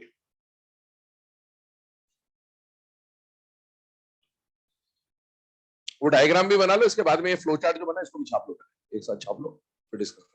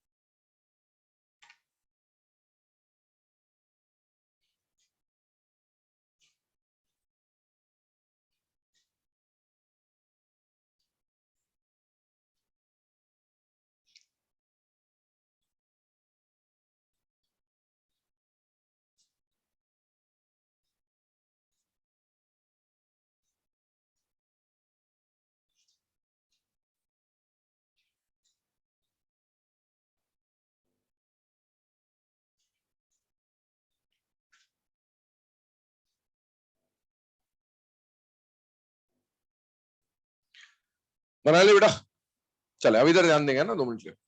ये जो अभी टाइप्स ऑफ ओवरलैपिंग में आपको पहले जो पॉइंट लिखाए गए उन पॉइंट्स के ऊपर डिस्कशन कर रहा हूँ, फिर ये जो फ्लो चार्ट बना है इसको भी डिस्कस करते हैं। सबसे पहले कोएक्सियल ओवरलैपिंग की बात कर रहा हूँ। कोएक्सियल ओवरलैपिंग को क्या बोला जा रहा है बेटा? एंड टू एंड ओवरलैपिंग बोला जा रहा है। सबसे पहला पॉइंट आपको लिखाया गया कि यहाँ पर जो 2 एटॉम है, देखे ध्यान से, 2 एटम्स है, एक के पास अनपेड इलेक्ट्रॉन है, दूसरे के पास भी किसी ऑर्बिटल में अनपेड इलेक्ट्रॉन है। सपोज ये एटम ए है या एटम बी है, इन दोनों को ओवरलैपिंग करना है। अब ओवरलैपिंग करने के 2 तरीके, या तो दोनों कोएक्सियली ओवरलैप कर जाए या दोनों कोलैटरली ओवरलैप कर जाए। कोएक्सियली ओवरलैप करने का मतलब क्या है? ये तो हमने टप्पा तो जब भी हम लोग बनाते तो ऐसा स्क्वायर टप्पा दिखा देते हैं, लेकिन एक्चुअल में इनके जो शेप्स होते हैं, स्फेरिकल, डम्बल, डबल डम्बल, उसको समझना। मान लो ये एक पी ऑर्बिटल है, एक एटम है कोई ए जिसका पी ऑर्बिटल है, जिसके पास अनपेड इलेक्ट्रॉन है, और ये कोई दूसरा एटम है बी जिसके पास ये पी ऑर्बिटल है, जिसके पास अनपेड इलेक्ट्रॉन, दोनों को ओवरलैप करना है। अब ओवरलैप करने का तरीका क्या? अभी आप देखो, इसका जो न्यूक्लियस है, ये न्यूक्लियस है, सेंटर है ना, और इसका जो न्यूक्लियस है, दोनों का न्यूक्लियस क्या इस लाइन पे आ रहा है या नहीं आ रहा है? इस लाइन पे दोनों के न्यूक्लियस आते होंगे। बहुत ध्यान सुनना है ना, ये आपको फर्जी वाला लगता है कि न्यूक्लियस है, लेकिन अगर वो टेबल आपको समझना, तो ये इंटर न्यूक्लियर एक्सिस समझना बहुत जरूरी है, इसके बिना काम चलेगा नहीं आगे। या तो टेबल रटना ही पड़ेगा आपको सीधे, ये समझ लेना। ये जो न्यूक्लियस यहां पर दिखाया गया है, क्या ये इंटर न्यूक्लियर एक्सिस अभी फिलहाल में मेरे हिसाब से एक्स एक्सिस है या नहीं बेटा? है। तो अभी हम लोग क्या बोल रहे हैं कि दोनों का न्यूक्लियस एक्स एक्सिस पे, मतलब दोनों किस डायरेक्शन में आएंगे? एक्स के डायरेक्शन में। मतलब इसका डिजाइन कैसा भी हो, आना ऐसे ही पड़ेगा इसको। इसका डिजाइन कैसा भी हो, स्फीयर हो, ऐसा हो, वैसा हो, कुछ भी हो, आना ऐसे ही पड़ेगा। आना इनको इसी लाइन के अलोंग पड़ेगा, जैसा भी इसका डिजाइन हो, आना ऐसे पड़ेगा। जब ये ऐसे आएंगे तो क्या ये इससे टकरा जाएगा बेटा? यस। और जब ये टकराएंगे तो इसको हम लोग बोलेंगे कि ओवरलैपिंग कहां हो रही है? Above and below the inter, ये इंटर न्यूक्लियर एक्सिस आपका। तो अभी ओवरलैपिंग अबव एंड बिलो हो रही है या on the inter nuclear axis? On the.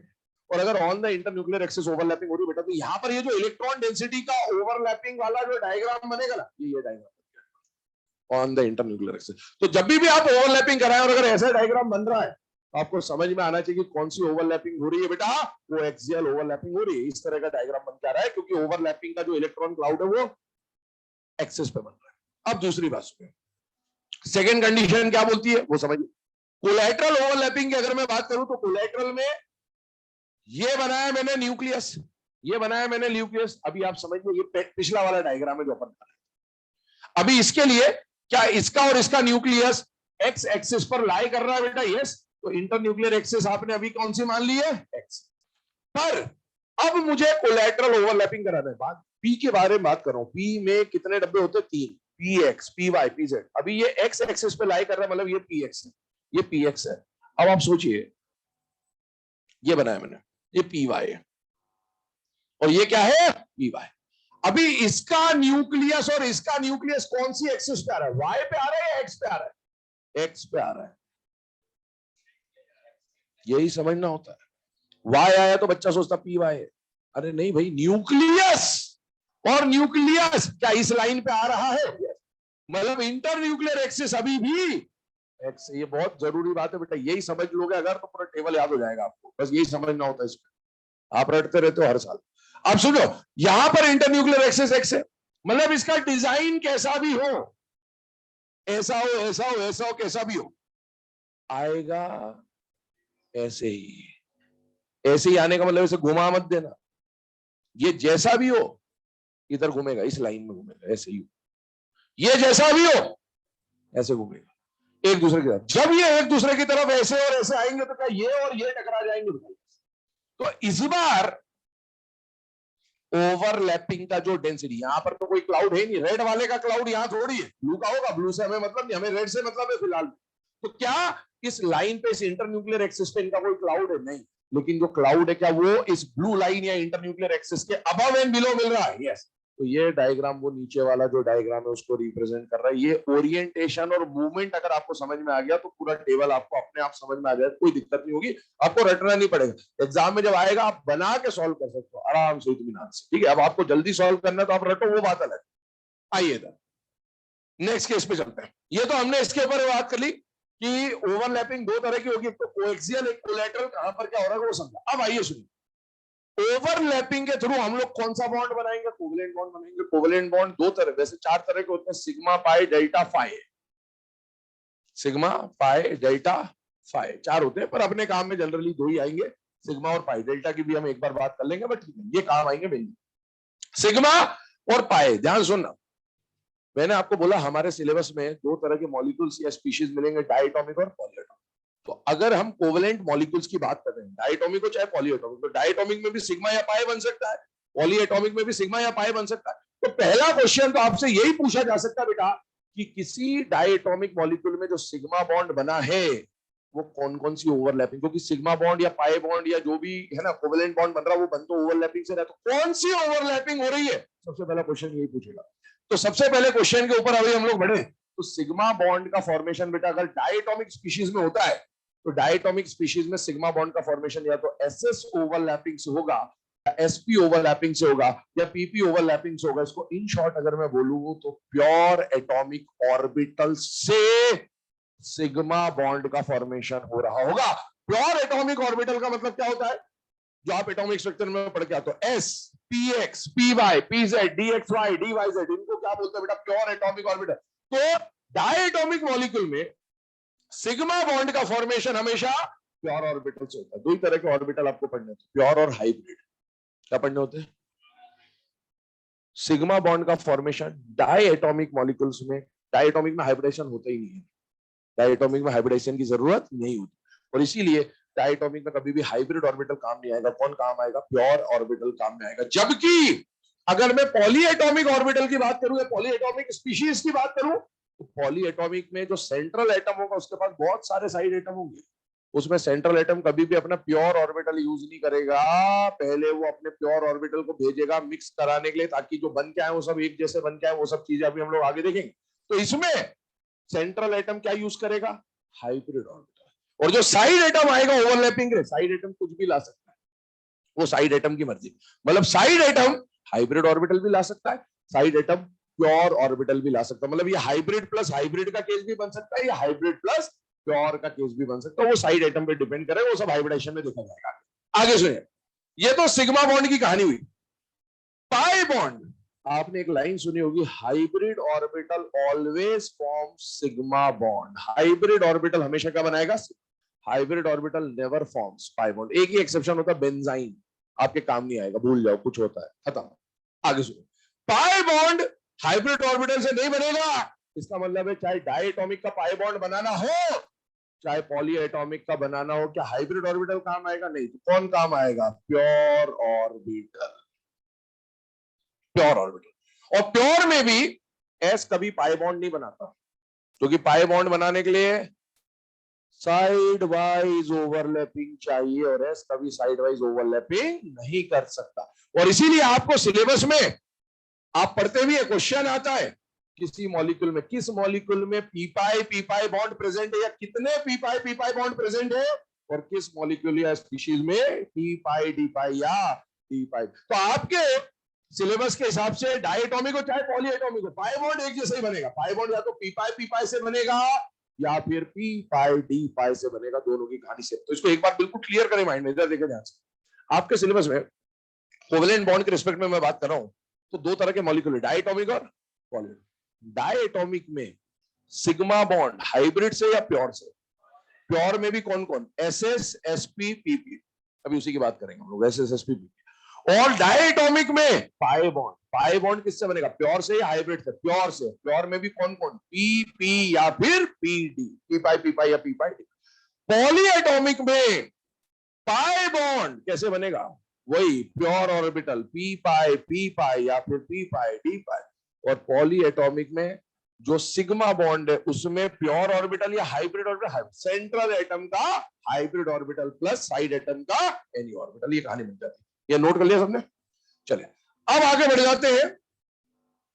ये जो अभी कंडीशन आपको बताई जा रही है, मैंने अभी आपको बोला कि सिग्मा बॉन्ड का फॉर्मेशन डायटोमिक की अब हम बात करें, क्योंकि पॉलीएटॉमिक के लिए तो हाइब्रिडेशन पे जाना पड़ेगा, और मैंने बोला पीबीटी हम लोग डायटोमिक के लिए यूज कर रहे होंगे। तो अब डायटोमिक के रिस्पेक्ट में हम लोग सिग्मा बॉन्ड की बात कर रहे हैं, और सिग्मा बॉन्ड का फॉर्मेशन डायटोमिक में तीन तरीके से होता है, या तो एसएस या एसपी या पीपी। तो अब वो आपको दिखा दे रहा हूं, ध्यान सुनिएगा। एग्जाम में क्वेश्चन कैसा आएगा उसका थोड़ा सा है ना, हमें पता चल जाना चाहिए। इधर देखें, types of covalent bond, heading डाल ले, पहले लिखे सिग्मा बॉन्ड, और सिग्मा बॉन्ड के आगे एक लाइन लिख लेना, it is formed by coaxial overlap, it is formed by coaxial overlapping, it is formed by coaxial overlapping,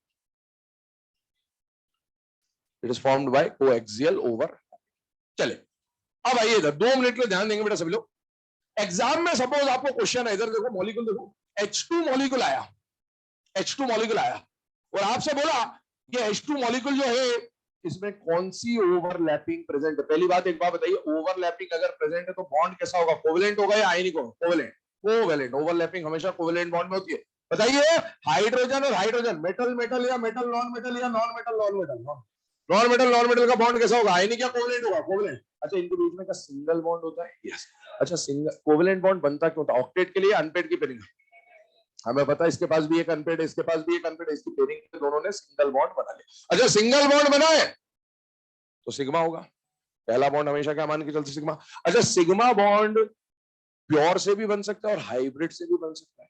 ये कैसा मॉलिक्यूल है, डायटोमिक है या पॉलीएटोमिक, डायट, और डायटोमिक में सिग्मा बॉन्ड प्योर से बनेगा, प्योर में भी या तो एसएस या एसपी या पीपी, इसका एस इसका एस, क्या एसएस ओवरलैपिंग होगी या नहीं होगी, होगी। अभी बताइए एचएफ बनाया मैंने, क्या ये डायटोमिक है या पॉलीएटोमिक है, डायटोमिक, डायटोमिक में सिग्मा बॉन्ड या तो एसएस से बनेगा या एसपी से बनेगा या पीपी से बनेगा। बताइए इसका अनपेयर्ड एस में है, इसका अनपेयर्ड पी में है, कौन सी ओवरलैपिंग होगी, एसपी। इसमें हाइब्रिडाइजेशन वाइब्रिडेशन मत कराना, और अगर NH3 दे दे तो ये डायटोमिक है पॉलीएटोमिक। अब इसमें सेंटर का एस और पी नहीं आएगा, इसमें सेंटर का sp3 आ रहा होगा और साइड का 1s आ रहा होगा, मतलब hybrid orbital plus any orbital वाली कहानी चलेगी। ये बिल्कुल क्लियर होना चाहिए दिमाग में कि कहां कौन सा कॉन्सेप्ट लगाना होता है। आइए इधर, सपोज आपको एग्जाम में बोला H2 मॉलिक्यूल है और H2 मॉलिक्यूल में कौन सा ओवरलैपिंग हो रहा है, पहली बार डायटोमिक, ये सारे डायटोमिक है, इसके बाद भी हम लोग डायटोमिक है। हाइड्रोजन के पास अनपेड इलेक्ट्रॉन एस में होता है, एस में होता है, मतलब यहाँ कौन सी ओवरलैपिंग हो रही है, एसएस। डायग्राम से अगर रिप्रेजेंट करते हैं, सपोज ये इंटरन्यूक्लियर एक्सिस है, जब ये दोनों एक दूसरे की तरफ ऐसे आएंगे तो ओवरलैप्ड डेंसिटी मिलेगी बेटा, वो कहां पर आ रही है, देखिए ऑन द इंटरन्यूक्लियर एक्सिस, मतलब क्या बन रहा है बेटा, सिग्मा बॉन्ड का फॉर्मेशन हो रहा है। आइए एग्जाम में एग्जांपल आया HF HCl HBr HI, sigma bond है, सिग्मा बॉन्ड है, सिग्मा बॉन्ड है, सिग्मा बॉन्ड है, डायटोमिक है, डायटोमिक है, डायटोमिक है, डायटोमिक है, डायटोमिक में अगर सिग्मा बॉन्ड बनाए तो या तो SS से बनेगा या SP से बनेगा या PP से बनेगा। आपको समझ में आना चाहिए, इसके पास अनपेड S पे है, इसके पास अनपेड P में, मतलब एक का S दूसरे का P, तो इसका अनपेड इलेक्ट्रॉन यहाँ, इसका अनपेड इलेक्ट्रॉन यहाँ। ये सपोज इनकी इंटरन्यूक्लियर एक्सिस आप देख भी सकते हो, इसका न्यूक्लियस और इसका न्यूक्लियस इसी एक्सिस पे लाई कर रहा है। तो जब ये ऐसे के ऐसे आमने सामने आएंगे तो टकराने के बाद का डायग्राम कुछ इस तरह से बन रहा होगा, और इस तरह के डायग्राम में जब आप देखेंगे तो ये ओवरलैप्ड इलेक्ट्रॉन डेंसिटी जो कि ऑन द इंटरन्यूक्लियर एक्सिस आ रहा है, तो हम समझ जाएंगे कि यहाँ पर sp ओवरलैपिंग तो हो रही है, और कौन सा बॉन्ड बन रहा है बेटा, सिग्मा। s जब भी बनाएगा सिग्मा ही बनाएगा, पाई तो बनाता नहीं s। थर्ड वाला केस ले लेते हैं, सपोज पीपी ओवरलैपिंग के लिए क्या एग्जांपल पूछे जा सकते हैं आपसे, डायटोमिक की अगर मैं बात कर रहा हूं तो एग्जांपल अब समझ में आने भी चाहिए। सपोज हम लोग बात करें F2 Cl2 Br2 I2, ये सारे डायटोमिक है और इन सब में सिग्मा सिग्मा बॉन्ड है, और फ्लोरीन और फ्लोरीन दोनों के अनपेड पीपी में, क्लोरीन क्लोरीन दोनों के अनपेड पीपी में, मतलब ये सब पीपी ओवरलैपिंग से बने हुए डायटोमिक मॉलिक्यूल्स हैं, सिग्मा बॉन्डेड मॉलिक्यूल्स हैं।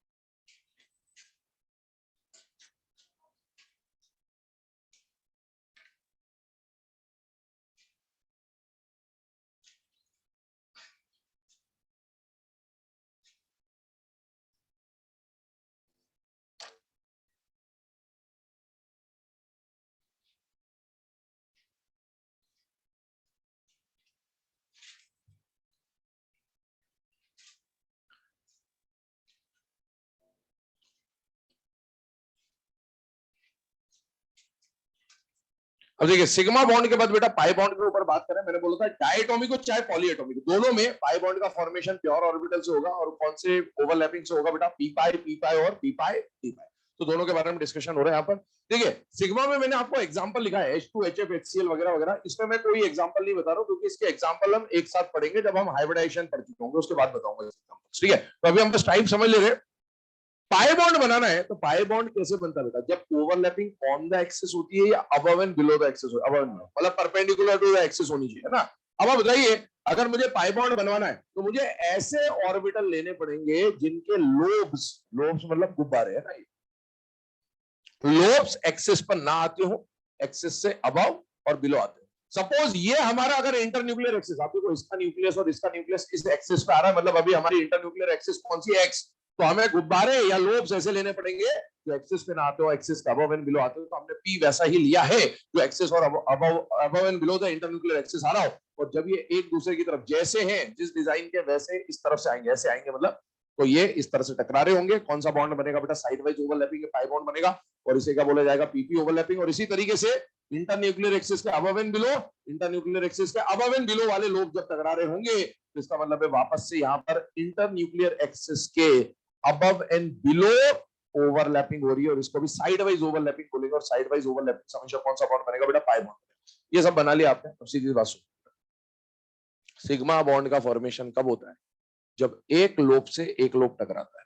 क्या बोला मैंने, एस में तो एक ही लोब होता है, इस पूरा गोला गोला मतलब एक ही, पी में दो लोब होते हैं, तो एक से एक टकराए, डी में चार लोब होते हैं, एक से एक टकराए सिग्मा, दो से दो टकराए पाई, चार से चार टकराए डेल्टा, एक से एक टकराए, दो से दो टकराए, चार से चार टकराए, एक से एक टकरा रहा है, एक से एक टकरा रहा है, एक से एक टकरा रहा है सिग्मा, दो से दो टकरा रहे हैं पाई, दो से दो टकरा रहे पाए, एक से एक टकराए सिग्मा, दो से दो टकराए पाए, सीधी सी कहानी यही होती है। तो आपको ये कंडीशन बता दी। और एक और बात सुने, सिग्मा बॉन्ड का फॉर्मेशन मैं फिर से बोल रहा हूं किस किस से होता है बेटा, S S S P PP से, और पाई बॉन्ड का फॉर्मेशन किससे होता है, पीपी और पीडी से। एक बार बताइए, एस ऑर्बिटल जब भी आ रहा है क्या बना रहा है, सिग्मा। कोर्ट में कसम खा रही, कोर्ट में कसम खा रही, जो कहूंगा सच के सिवा कुछ नहीं। एस ने कसम खा रही कोर्ट में जाकर, जब भी बनाऊंगा सिग्मा के सिवा कुछ नहीं बनाऊंगा। कुछ नहीं बनाने का मतलब है हो सकता है बॉन्ड नहीं बनाए, ये भी हो सकता है, पर पाए तो मरते दम तक नहीं बनाएगा। बनाएगा तो सिर्फ सिग्मा बनाएगा, वरना पाए बनाने की नौबत आएगी तो बनाई कर देगा, बॉन्ड नहीं बनाना, खत्म, बनाऊंगा सिग्मा। पी जो है कुछ भी बनाएगा, पी सिग्मा भी बना रहा है, पी पाई भी बना रहा है। तो सर पी कुछ भी बनाएगा, ठीक है, वो तो हमें ओवरलैपिंग की टाइप पहचाननी पड़ेगी, लेकिन इस केस को थोड़ा ध्यान से देखें।